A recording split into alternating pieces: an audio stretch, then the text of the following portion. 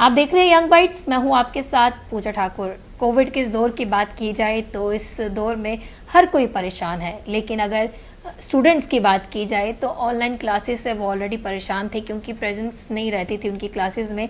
तो इस वजह से कहीं ना कहीं कनेक्टिविटी में भी काफ़ी ज़्यादा प्रॉब्लम आती थी और बच्चे जो हैं वो काफ़ी ज़्यादा परेशान थे अपने एग्ज़ाम्स को लेकर। बात करें अगर कल की ही, तो हमारे देश के प्रधानमंत्री नरेंद्र मोदी ने एक हाई लेवल की मीटिंग की जिसमें उन्होंने जो 12वीं कक्षा के जो छात्र थे उनके जो एग्ज़ाम होने वाले थे उन्हें कैंसिल कर दिया है। और कितना फ़ायदा बच्चों को पहुंचेगा और कितनी रिलैक्सेशन उनको इस डिसीजन से होगी, इसी सब चर्चा के लिए हमारे साथ जुड़े हैं एजुकेशनिस्ट पूजा मल्होत्रा जी। इनसे हम सीधा आपको रूबरू करवाते हैं। सबसे पहले आपका बहुत बहुत स्वागत है पूजा जी। Thank you. मुझे बताइए, जिस तरह से कल ये जो डिसीजन लिया गया, क्योंकि इस टाइम पर क्योंकि बच्चों को देश का भविष्य कहा जाता है, तो कहीं ना कहीं भविष्य इस समय परेशान था। कई सारे लोग परेशान हैं, लेकिन जो स्टूडेंट वर्ग है वो काफ़ी ज़्यादा परेशान था। ऐसे में ये राहत कितनी आपको लगता है आसानी रहेगी उनके लिए?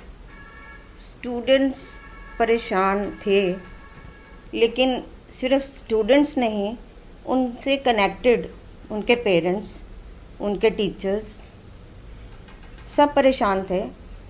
और ऑनलाइन स्टडीज़ जो हैं वो चल रही थी और मैक्सिमम बहुत सी जगह पे जो ऑनलाइन स्टडीज़ हैं बड़ी प्रॉपरली चल रही थी, जिसमें यूनिट्स भी होते थे, हाफ ईयरली एग्ज़ाम्स भी हुए, टेस्ट्स भी हुए, बायनल्स भी हुए।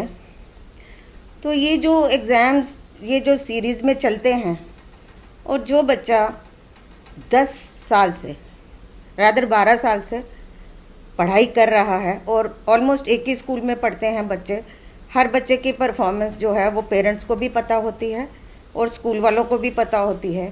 और सबसे बड़ी बात है, अभी रिसेंटली 1 साल पहले 2 साल पहले इन बच्चों ने 10th के एग्ज़ाम्स दिए थे, तो इनकी परफॉर्मेंस सामने आई। तो पूरा साल पढ़ाई होने के बाद, चाहे ब्रेक्स थी चाहे नहीं ब्रेक्स थी, लेकिन पूरा साल पढ़ाई होने के बाद ये ज़रूरी नहीं है कि 3 घंटे में ही बच्चे को आप उसको असेस कर सकते हो कि वो कितना काबिल है। तो मैं इस डिसीजन को, जो हमारे प्रधानमंत्री जी ने ये डिसाइड किया है, इसके लिए बड़ी एप्रीहेंशंस थी। उन्होंने पहले स्टेट्स को टाइम दिया कि आप करिए, लेकिन उसमें भी कंट्रोवर्सी थी। कोई कहता हम करेंगे, कोई कहता था हम नहीं करेंगे।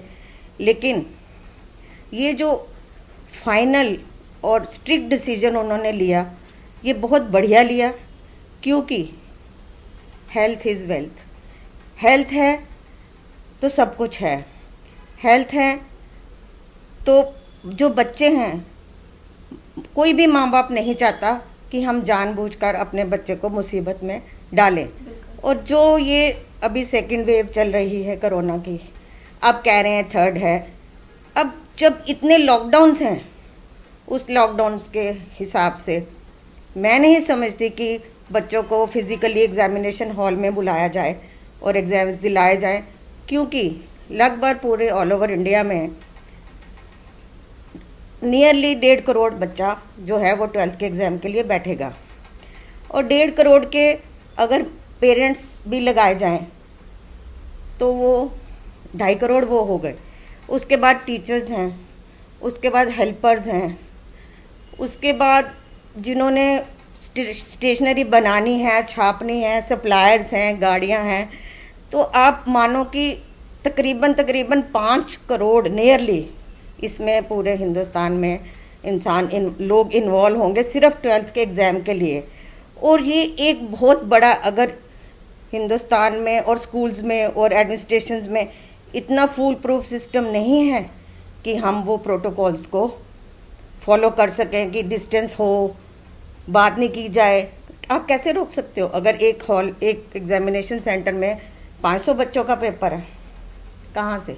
इतने बड़े बड़े इंस्टीट्यूशंस नहीं हैं। तो अब जिस तरह से ये डिसीजन लिया गया है कि एग्ज़ाम ही नहीं होंगे, उसके बाद अब बच्चों का क्या होगा? बच्चों को आगे प्रमोट किया जाएगा, नहीं किया जाएगा, इसको लेकर? नहीं, पहले ये देखिए ना कि ये डिसीजन क्यों ठीक है, क्योंकि ये एकदम एक्सप्लोजन होगा। और हमारा इंडिया जो है सबसे यंग कंट्री है वर्ल्ड की, द यंगेस्ट कंट्री। और हमारा पूरा यंग लॉट ही अगर इसके बलि चढ़ेगा, तो मैं नहीं समझती कि ये कोई अच्छा डिसीजन था कि जो पेरेंट्स चाहते हैं पेपर हो, या कोई स्कूल्स वाले चाहते हैं पेपर्स हों, ये बिल्कुल गलत है। और हर क्लास का एग्ज़ाम इम्पॉर्टेंट है। जो फर्स्ट ने ही पास करेगा वो सेकंड में कैसे जाएगा?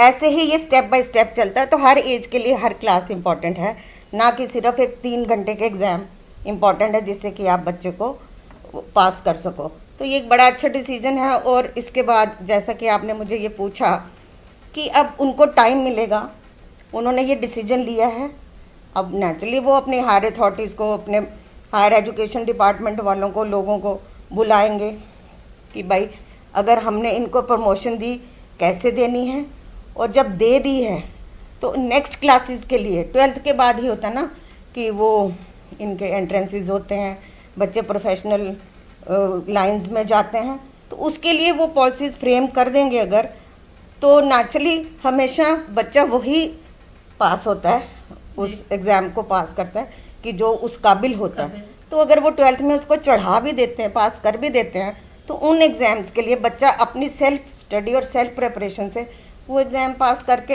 अगले प्रोफेशनल लाइन में चला जाएगा।